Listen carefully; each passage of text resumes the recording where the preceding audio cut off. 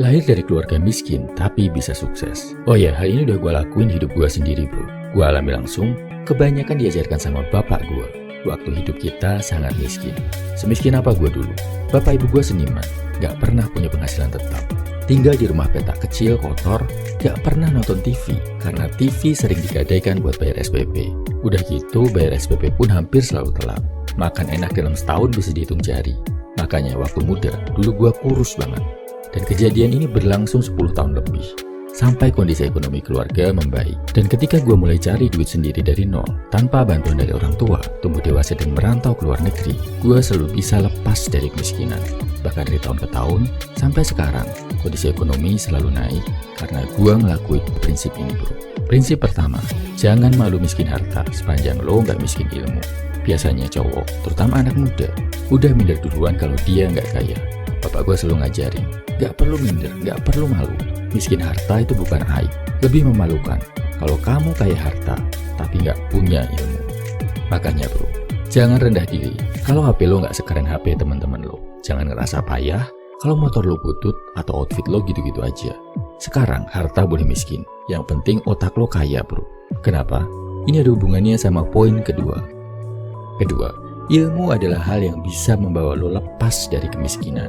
Gak apa-apa sekarang miskin harta, duit pas-pasan, sepanjang lo terus memprioritaskan diri buat ngisi otak lo pakai ilmu yang berguna. Wah ngaco lo bro, buat makan aja sulit. Gimana bisa ada duit lebih buat belajar cari ilmu? Nah ini bedanya, orang yang seumur hidupnya bakal miskin sama yang bisa naik level. Yang ekonominya bisa naik akan memprioritaskan buat cari ilmu bro. Cari ilmu versi murah atau versi gratisan. Zaman kecil gue miskin, tapi setiap sudut rumah penuh buku bro. Bukunya dari mana? Kan gak punya duit bro, kok bisa beli? Jawabannya adalah buku-buku bekas yang dibeli kiloan sama bapak bro. Tiap dapat duit, walaupun dikit, selalu bapak gue sisihkan buat jatah beli buku bekas. Kalau pas gak ada duit sama sekali, gue diajak sama bapak ke balai desa di pinggir kali buat baca koran dinding yang ditempel gratis. Kalau lo tanya, kok bisa gue bikin video-video yang skripnya nyambung, relate, menarik, bisa di-subscribe sama ratusan ribu orang? Ini karena tabungan dan akumulasi ilmu yang udah gue pelajari dari SD sampai sekarang bro. Yang udah diperjuangkan selama puluhan tahun hidup gue, ditanamkan sama bapak. Sampai sekarang, gue tinggal memetik buah manisnya. Yang penting usaha bro buat upgrade ilmu. Sekarang lo punya kuota, punya HP, bisa nonton video ini. Pasti bisa juga. Habis ini googling, belajar, cari ilmu gratisan di internet. Gak masalah pakai versi gratisan atau versi murahnya dulu. Terus, lo bisa juga potong dikit uang jajan, uang rokok, atau bahkan uang makan. Buat hal-hal yang bisa bikin lo lebih pintar. Oke deh, kepaksanya duit mepet banget. Lo gak mau motong. Lo bisa potong waktu dan energi lo buat cari ilmu. Misal lo lagi kerja, sambil nunggu ada customer, daripada main game di HP, lo bisa pakai waktunya buat belajar bahasa Inggris. Daripada nongkrong dan ngelamun gak jelas, lo bisa pakai waktu buat isi otak. Terus ilmunya apa aja bro?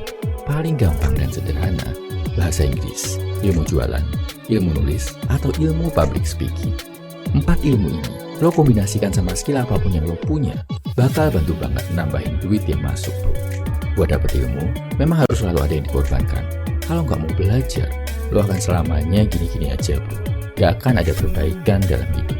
Ketiga, percaya bro kalau lo suatu hari akan kaya, asalkan lo bisa action dan mengamalkan ilmu lo. Kebanyakan orang yang hidupnya miskin terasa udah menyerah bro sama diri mereka. Udahlah, paling seumur hidup gue gini-gini aja. Sampai mati gue bakal miskin terus. Bener itu yang kejadian, karena mereka udah pasrah. Kalau mau ekonomi membaik, lo harus kombinasikan antara percaya, action, dan ilmu. Kalau percaya aja atau punya ilmu aja tapi nggak action, lo cuma jadi pemimpi. Akhirnya, yang diandelin buat jadi kaya cuma keberuntungan dan nasib baik. Jatuhnya kejebak slot, judi online, akhirnya makin miskin. Kalau lo cuma percaya dan action aja, tapi nggak punya ilmu, ya lo akan susah bro naik level. Uang yang lo dapat segitu-gitu aja, paling habis buat makan. Bulan depan ngulang lagi pola yang sama. Gue inget banget bro, bapak selalu bilang, suatu hari kita bakal hidup layak. Dan tiap hari selalu action bikin lukisan bro. Gue yang masih kecil bingung, kesel, jengkel, ngapain tiap hari ngelukis. Ternyata, kombinasi antara action dan ilmu ini beneran bisa meledak bro. Setelah 10 tahun lebih, akhirnya dalam suatu pameran lukisan di Jakarta, karya-karya orang tua gue meledak, laku keras, dan akhirnya bisa beli rumah sendiri. Jadi, percaya lo akan kaya. Belajar ilmu yang relevan, terus action bro. Keempat, jangan membenci orang kaya, tapi jangan juga minta dikasihani sama mereka.